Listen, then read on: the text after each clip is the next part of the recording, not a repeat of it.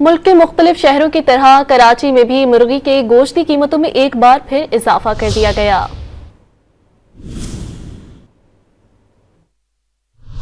कराची में मुर्गी के गोश्त की कीमत को पड़ लग गए। शहर में मुर्गी का गोश्त 700 से 740 रुपए तक फरोख्त होने लगा। एक हफ्ते के दौरान मुर्गी के गोश्त की कीमत में 100 रुपए फी किलो का इजाफा हुआ। अब घर वालों ने बोला मुर्गी लेके आओ, पर रेट सुन के हम वापसी जा रहे हैं क्योंकि मुर्गी नहीं खरीद पा रहे अभी।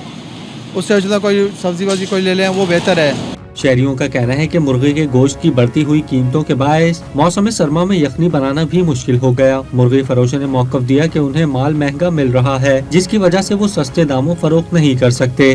मुर्गी फार्म सी महंगी हो गई है, डबल रेट हो गए हैं। पहले से जो है समझो डबल रेट चल गया अभी। जिंदा मुर्गी की सरकारी कीमत 410 रुपए मुकर्रर है, लेकिन होलसेल में जिंदा मुर्गी 480 रुपए में फरोख्त हो रही है। अंडों की सरकारी कीमत 300 रुपए मुकर्रर है, लेकिन फी दर्जन अंडे 380 रुपए में फरोख्त किए जा रहे हैं।